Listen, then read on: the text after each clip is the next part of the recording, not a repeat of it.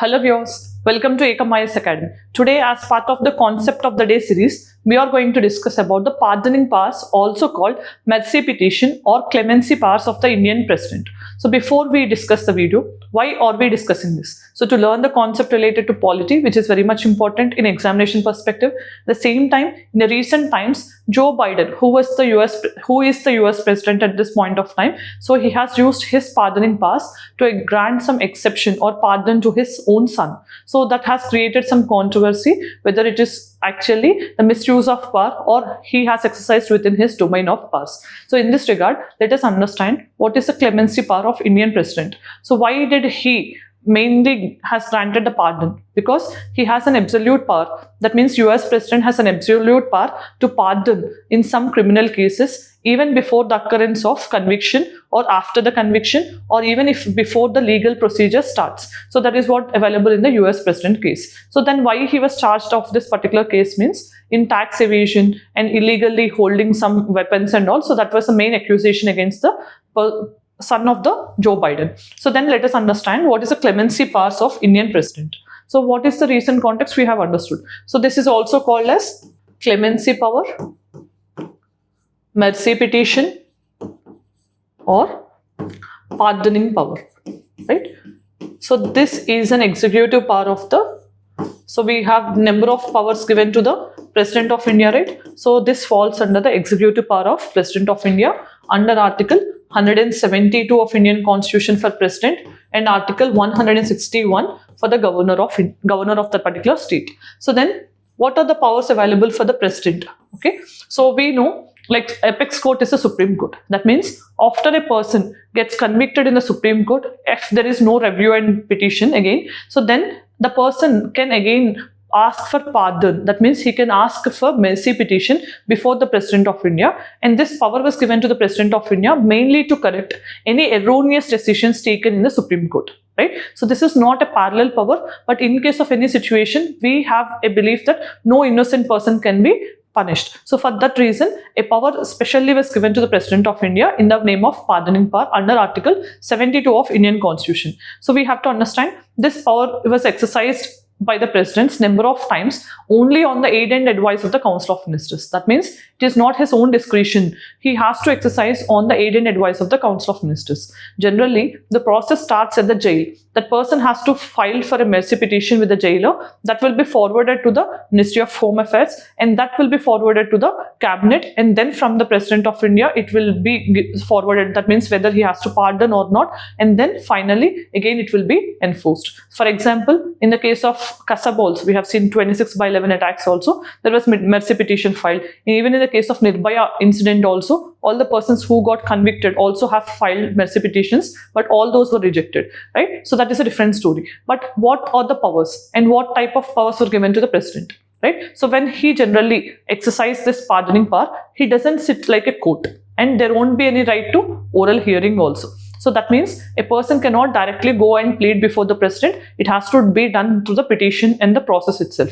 Then it has to be exercised only on the matters of union list and the concurrent list subjects only, right? That is the first thing. Then what type of powers, pardoning powers are there for the President of India? So we have different powers like pardon. What is pardon? So when a sentence was given, even including death sentence, he can completely set that particular person free of all the sentences, and he can simply walk out of the jail. That means a person charged even with death sentence also can be pardoned completely by only President of India.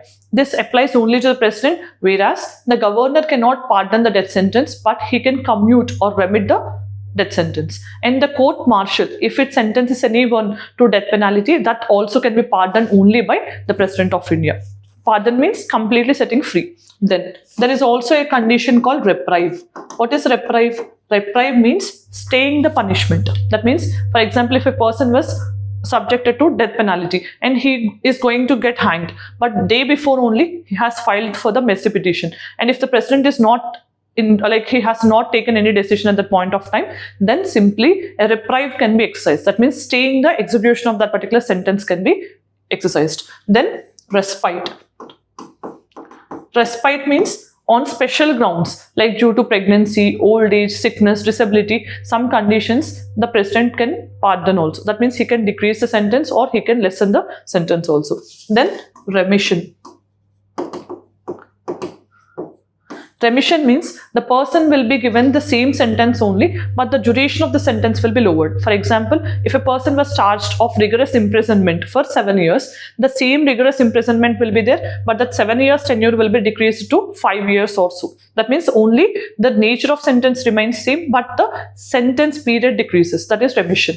Then commute or okay, so we can call this as remission and commutation. So then what generally happens in this situation is there will be reverse of remission. That means the nature of sentence can change. That means, for example, if a person was charged with rigorous imprisonment, then he can be changed. That means the punishment can be changed to simple imprisonment. That is what commission we call, or commit.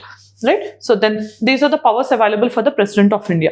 But we have to understand all these powers will be exercised by the President of India only under the aid and advice of the Council of Ministers. So this is an executive power, and this is also subject to judicial review.